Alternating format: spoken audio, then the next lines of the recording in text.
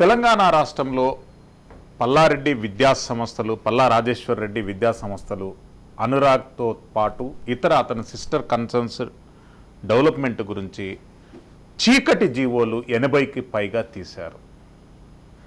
ప్రభుత్వ పాఠశాల విద్యా విధానం పూర్తిగా అస్తవ్యస్తంగా తయారైంది. పల్లా రాజేశ్వర్ రెడ్డి విద్యా విధానం ఏంటేమో ప్రైవేట్ యూనివర్సిటీలుగా అంచెలంచెలుగా ఎదిగింది. దానిపైన ఒక విద్యార్థి సంఘంగా మీ ఆవేదన ఎట్లుంటుంది? ఒకటండి, గత ప్రభుత్వం బీఆర్ఎస్ ప్రభుత్వం ఉన్నప్పుడు మేము కూడా అనేక సందర్భాలలో ప్రభుత్వం దృష్టికి తీసుకెళ్ళాము. తెలంగాణ రాష్ట్రం సాధించింది త్యాగాల తెలంగాణ. విద్యార్థులు అమరవీరులై త్యాగాలు చేసి తెలంగాణ రాష్ట్రాన్ని సాధించారు.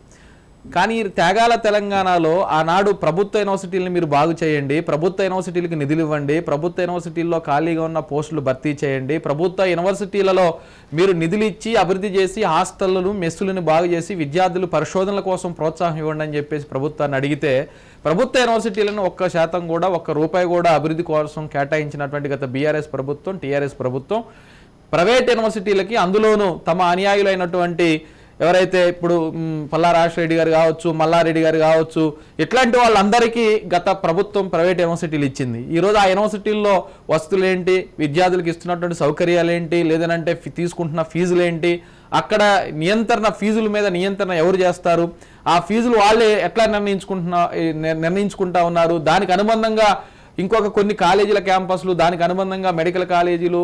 ఈరోజు ఒక ప్రభుత్వంలో ఉన్నటువంటి ఒక ముఖ్యమైన వ్యక్తిగా ఉన్న తర్వాత ఈరోజు ప్రభుత్వంలో తన అండదండలతోని ఈరోజు ప్రైవేట్ యూనివర్సిటీని సాధించారు, మెడికల్ కాలేజీని తీసుకొచ్చారు. సరైనటువంటి అక్కడ వసతులు కానీ, లేదంటే విద్యార్థులకు సంబంధించినటువంటి సౌకర్యాలు కల్పించడంలో కానివ్వండి, ఆ ఫీజులకు సంబంధించిన అంశాలు కానీ ఏది కూడా తను ప్రభుత్వంలో ఒక పెద్దన్న పాత్రలాగా ఉన్నాడు కాబట్టి దానిని ఉపయోగించుకొని చేసుకున్నారు తప్ప ఈరోజు ఎక్కడ కూడా ప్రైవేట్ యూనివర్సిటీలో సరైనటువంటి సౌకర్యాలు లేవు అనేది మా అభిప్రాయం. రెండోది, ఇంకో పక్క ప్రభుత్వ విద్యారంగాన్ని కూడా పూర్తిగా గతంలో మీరు ఇప్పుడు చెప్పారు ప్రభుత్వ పాఠశాలల్లో సరైన వసతులు లేవని.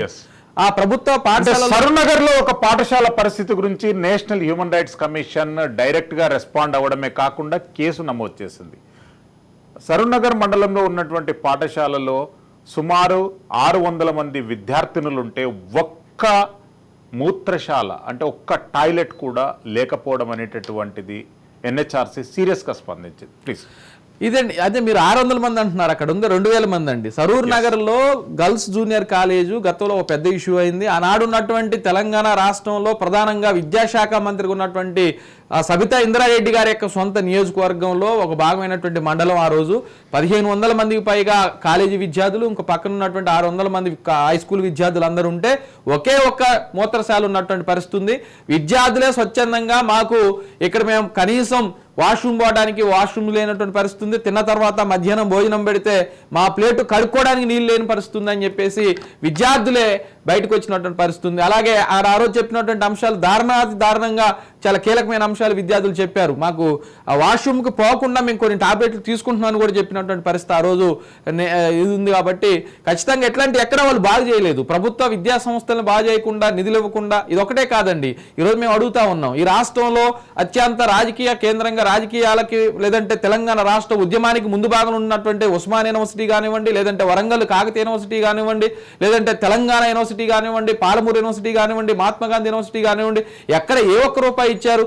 ఎన్ని పోస్టులు పైగా ఈ పోస్టులన్నీ భర్తీ చేయకపోగా దీని మొత్తానికి కూడా కామన్ రిక్రూట్మెంట్ బోర్డును పెట్టి యూనివర్సిటీలో పోస్టులు భర్తీ చేయాలనే ప్రయత్నం గత ప్రభుత్వం చేసింది. కాబట్టి ఇవన్నీ ఏంటంటే ప్రభుత్వ విద్యారంగాన్ని చంపేసిన తర్వాత ఎట్లాంటి ఎవరైతే నాయకులు ఉంటారో వాళ్ళ యొక్క ప్రోద్బలంతో, వాళ్ళ అండదండలతో, ప్రభుత్వ అండదండలతో వాళ్ళ యొక్క విద్యా సంస్థల్ని నడుపుకునే ప్రయత్నం చేస్తూ ఉన్నారు. ఈరోజు ఇంజనీరింగ్ కాలేజీల్లోని అనుమతులు సరిగా లేకుండా కూడా ఇంజనీరింగ్ కాలేజీలకు సంబంధించినటువంటి ఎక్కడైతే ఈ ప్రభుత్వంలో పెద్దలు ఉన్నారో ఆయన పల్లా వర్గమా లేదంటే ఇంకొక వర్గమా అనే ఈ పేర్లు పెట్టుకొని ప్రభుత్వం దగ్గర సరైనటువంటి అనుమతులు లేకపోయినా, ఈ JNTH సరైనటువంటి తనిఖీలు నిర్వహించలేకపోయినా ఆ పేరుతో కూడా ప్రభుత్వం దగ్గర అనుమతులు తీసుకున్నటువంటి పరిస్థితులు మనం గతంలో చూసాం. అందుకే ఈరోజు ప్రభుత్వ విద్యారంగాన్ని సావుదెబ్బ కొట్టి, ప్రభుత్వ విద్యా సంస్థలను సావుదెబ్బ కొట్టి, పాఠశాలను సావుదెబ్బ కొట్టి, యూనివర్సిటీలు మొత్తాన్ని బంద్ పెట్టి, సౌకర్యాలు కల్పించకుండా, నిధులు ఇవ్వకుండా ఈరోజు ప్రైవేట్ యూనివర్సిటీలను నింపుకునే ప్రయత్నం. రెండోది మేము అడుగుతా ఉన్నాం, ఈరోజు ప్రైవేట్ యూనివర్సిటీలలో ఎవరైతే ఈరోజు ఓట్లు అడుగుతున్నారు కదా నాయకులు, ఈ నాయకులు ఓట్లు అడిగే దగ్గర లేదంటే